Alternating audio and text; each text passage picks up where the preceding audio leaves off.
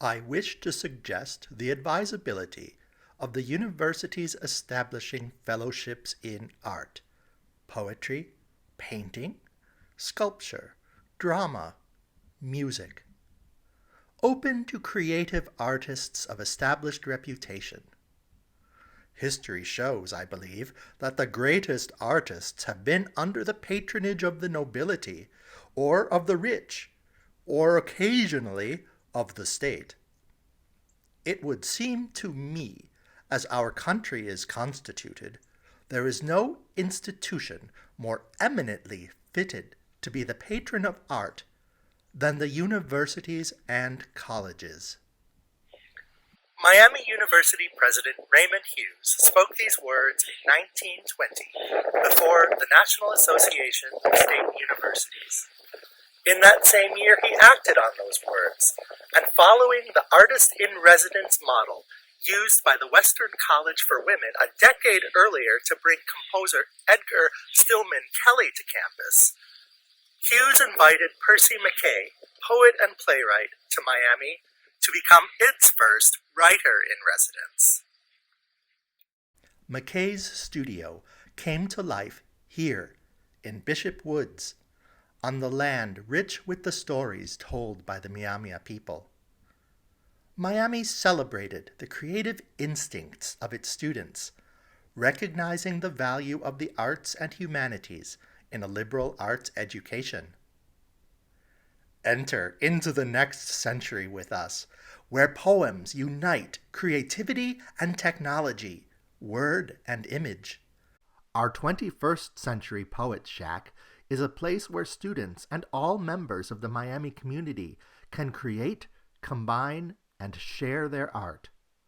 Our shack was designed and built by students in the Department of Theater and brought to life through the programming, graphics, animation, virtual reality, augmented reality, and music composition of students in the Department of Emerging Technologies in Business and Design.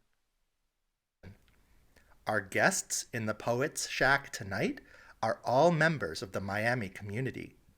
Miami poet Emma Moore Beatty, alumna and former U.S. Poet Laureate Rita Dove, current student Charlie Clark, Professor Chris Cheek, and Percy McKay himself, read by a group of thriving artists from the College of Creative Arts.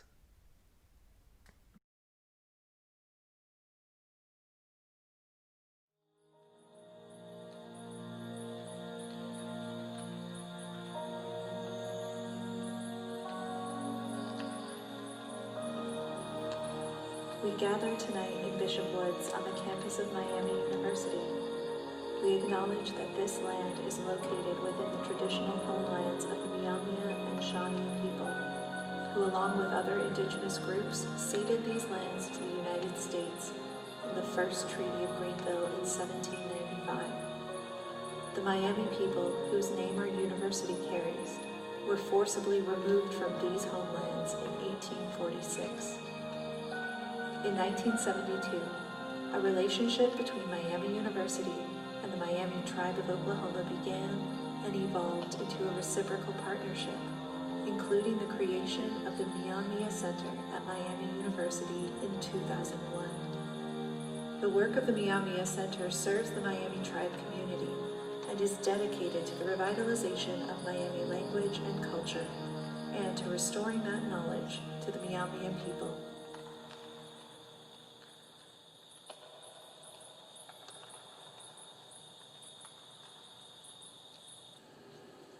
One day while driving down the highway, just my brother and I saw an old dead tree just ahead, its bare branches reaching toward the sky.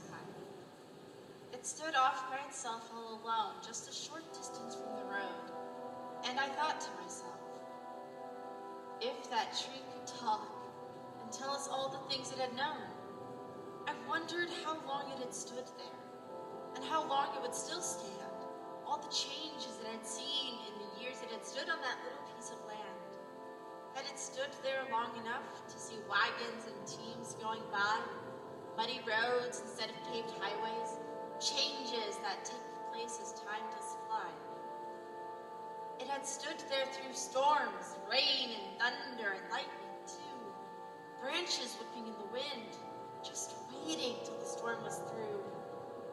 And oh, when winter time came, the bitter cold and the snow so deep, a shawl of lacy ice on its branches to protect it while it was asleep.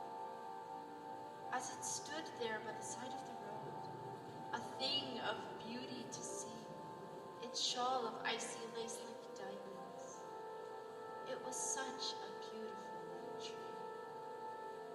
And yet when spring and summer came, and its limb began to flow with life once more, it put on a coat of soft green leaves and took up its duties as before. It cast its shade on a hot summer day for man or beast who might have need. It stood there tall and proud for the little birds who came to feed. So as I saw the tree that day, its bare branches lifted to the sky, I knew it had lived its lifetime fully, and that it was God's time for it to die.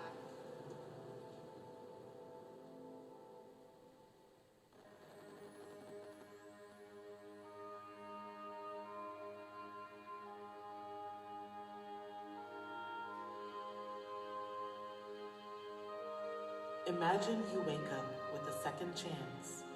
The blue jay hawks his pretty wares, and the oak still stands, spreading glorious shade. If you don't look back, the future never happens.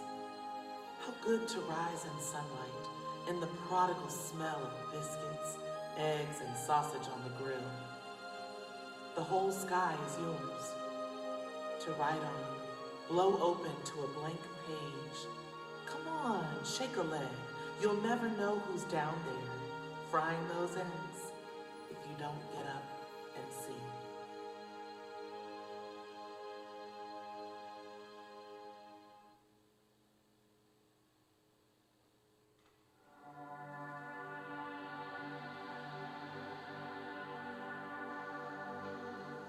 Sonnet of a modern-day courting. Give me a lighter, I'm going to smoke. Quick, get that kid another heavy drink. Now all of you clam up. I've got a joke. A break from the action, fresh air to think. The music thumps, floorboards creak, walls shake. Everyone dances, flipping hair. Not you. Just standing there, what a smile your face makes. I should make a move. It'll take quite a few. No, I should leave. Grab my coat at the door. The room is already in a spin again. From nowhere, you grab me and say, one more. The shine from your bright eyes, I can't abstain. That same music still makes my head ache, but I'm with you. I'll take all I can take.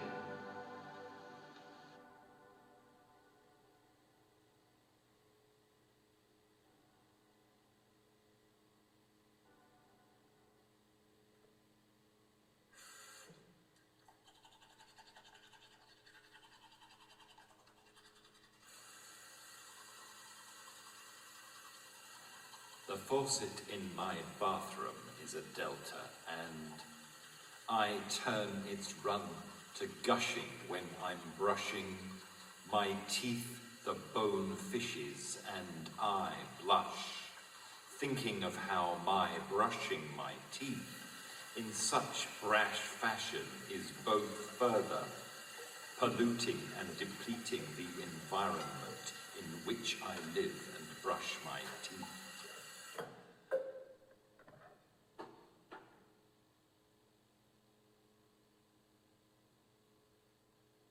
During the months I have spent at Miami University, nothing has impressed me more than the almost overwhelming sense of the latent capacities of youth, of that American youth, which is pouring torrential through the sluice gates of our universities as never before. Almost anything is possible of those capacities. But are the vigor and glory of that youth destined to become merely submissive motor power for the driving engines of commercialism?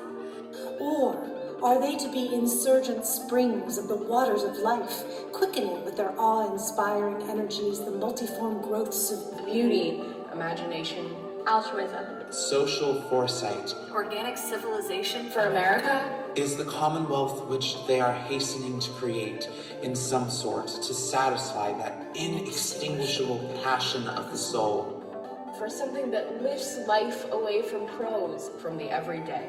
These are the searching questions which the recognition of that inextinguishable passion by our universities shall assuredly help to answer. hopefully.